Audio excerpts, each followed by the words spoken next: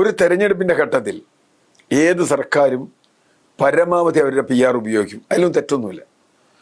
നമുക്കറിയാം, തെരഞ്ഞെടുപ്പില്ലെങ്കിൽ പോലും വലിയ വലിയ പരസ്യങ്ങൾ, നാട്ടിൽ പെൻഷൻ കൊടുക്കാൻ കാശില്ലെങ്കിലും DA കൊടുക്കാറില്ലെങ്കിലും വലിയ തോതിൽ പരസ്യം നടത്തും.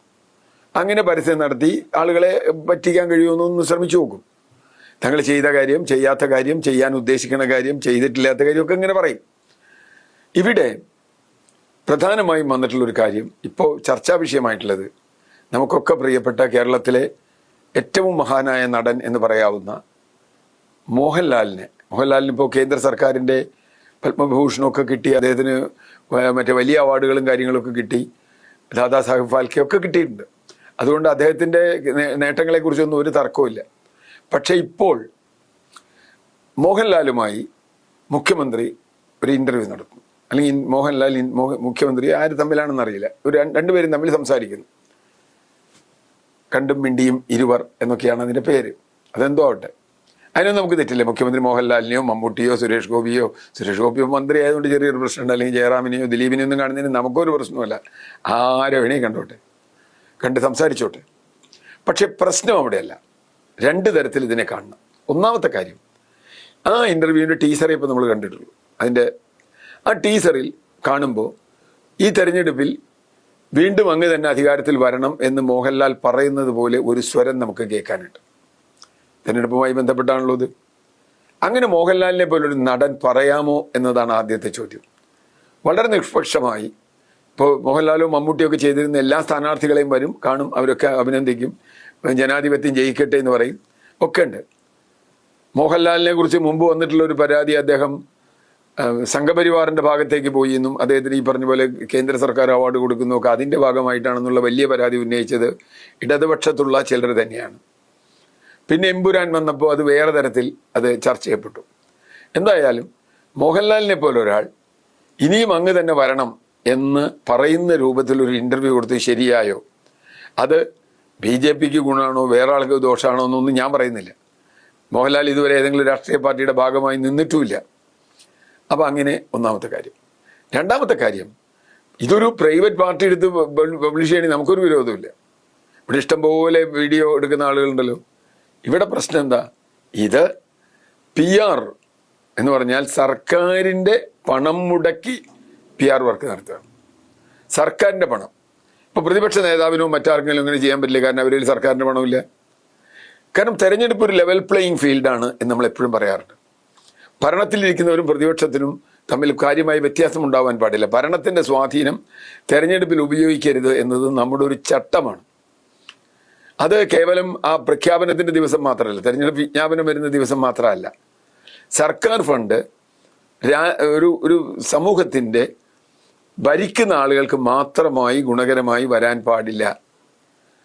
ഇവിടെ സർക്കാർ ഫണ്ട് അത് ഉപയോഗിക്കുന്നു, PRD ഇൻ്റർവ്യൂ എടുക്കുന്നു, ഈ ഇൻ്റർവ്യൂ കേരളത്തിലെ മാധ്യമങ്ങളിലൂടെ മുഴുവൻ കൊടുക്കുന്നു. ഞാൻ ഓർക്കുന്നത്, കഴിഞ്ഞ തെരഞ്ഞെടുപ്പിന് മുമ്പ് നമ്മുടെ ബഹുമാനപ്പെട്ട പ്രധാനമന്ത്രി അക്ഷയ് കുമാറുമായി ഒരു ഇൻ്റർവ്യൂ നടത്തുന്നു. ആ ഇൻ്റർവ്യൂ അക്ഷയ് കുമാർ വളരെ കൃത്യമായും രാഷ്ട്രീയമുള്ള ആളാണ്.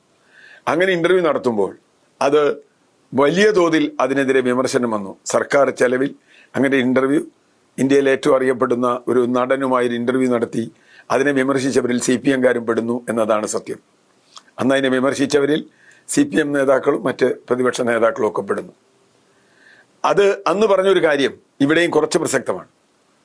ഒരു പത്രക്കാരനെ പോലും നേരിട്ട് കാണാൻ തയ്യാറാവാത്ത ആളാണ് ബഹുമാനപ്പെട്ട പ്രധാനമന്ത്രി. ഒരു പത്രക്കാരനും ഇൻ്റർവ്യൂ ചോദിച്ചാൽ കൊടുക്കില്ല.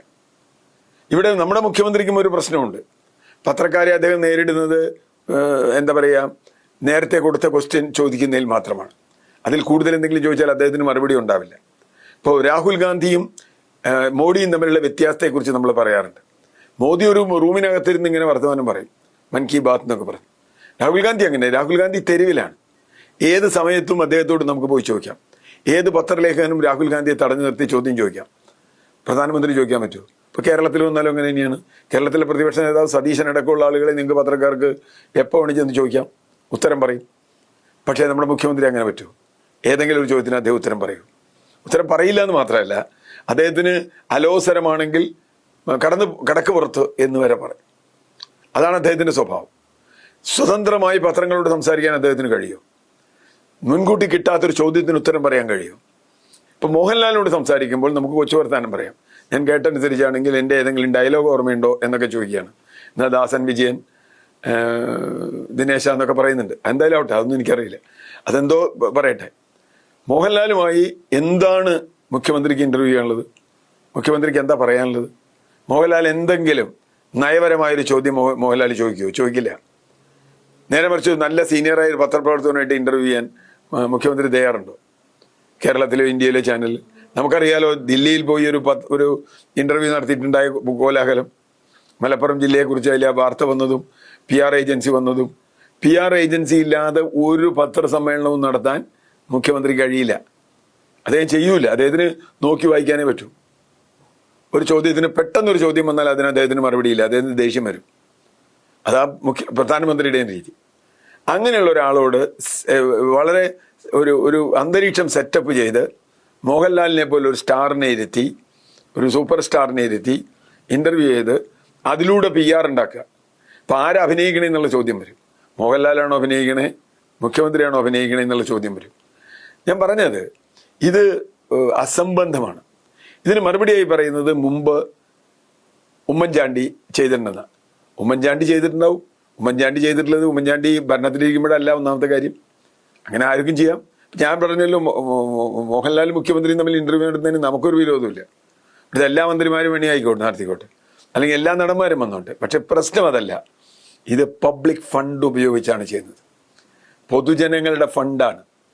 പൊതുജനങ്ങളോട് സംസാരിക്കാത്ത, നേരിട്ട് സംസാരിക്കാൻ കഴിയാത്ത മുഖ്യമന്ത്രി മോഹൻലാലിനോട് സംസാരിച്ച് മോഹൻലാലിന്റെ പരിവേഷം തന്റെ തെരഞ്ഞെടുപ്പ് വിജയത്തിനായിട്ട് ഉപയോഗിക്കാൻ പൊതുപണം ഉപയോഗിക്കുന്നു എന്നതാണ്. ഞാൻ പറയുന്നത് മോഹൻലാൽ മുഖ്യമന്ത്രിയുടെ പരസ്യമായി ഒന്ന് പറയട്ടെന്ന്. അടുത്ത തെരഞ്ഞെടുപ്പിൽ പിണറായി വിജയനെ വിജയിപ്പിക്കണമെന്ന് മോഹൻലാൽ പറഞ്ഞിട്ട് എനിക്കൊരു വിരോധമില്ല. അദ്ദേഹത്തിന് അതിന് ഫണ്ടമെന്റൽ റൈറ്റ് ഉണ്ട്. എങ്കിലേ സത്യമായി തുറന്നു പറയണം. അല്ലാതെ എല്ലാ വള്ളത്തിലും കാലിട്ട് അങ്ങോട്ടും ഇങ്ങോട്ടും നിൽക്കുന്നത് മോഹൻലാലിനെ പോലുള്ളൊരു എന്താ പറയുക, അത്യപൂർവ നടന്, ഒരു കലാകാരന് യോജിച്ചതല്ല. ഒന്നുകിൽ കലാകാരൻ നിലപാടെടുക്കാം. മോഹൻലാൽ വന്ന് പറയുകയാണ്, അല്ലെങ്കിൽ മമ്മൂട്ടി വന്ന് പറയുകയാണ്, പിണറായി വിജയന് 2-ാം ഊഴം വേണം, 3-ാം ഊഴം വേണം, അദ്ദേഹത്തിന് കൊടുക്കണം, അദ്ദേഹത്തിന് അർഹനാണ് എന്ന് പറഞ്ഞാൽ നമുക്കൊരു വിരോധമില്ല.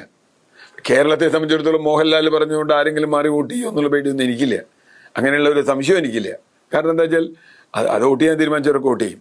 ഇത് വളരെ നല്ലൊരു കലാരൂപം എന്ന നിലയിൽ ഒരു ഹാസ്യം എന്ന് ഞാൻ പറയുന്നില്ല, എന്തെങ്കിലും ഒരു ഇന്റർവ്യൂ എന്നുള്ള നിലയിൽ നമ്മളത് കാണുകയും ചെയ്യും. പ്രശ്നം ഇത് ഒരു കാലത്തും സർക്കാർ ലെവൽ പ്ലേയിങ് ഫീൽഡിൽ നിൽക്കാവൂ. അത് ഇലക്ഷൻ കമ്മീഷന്റെ കൂടി ജോലിയാണ്.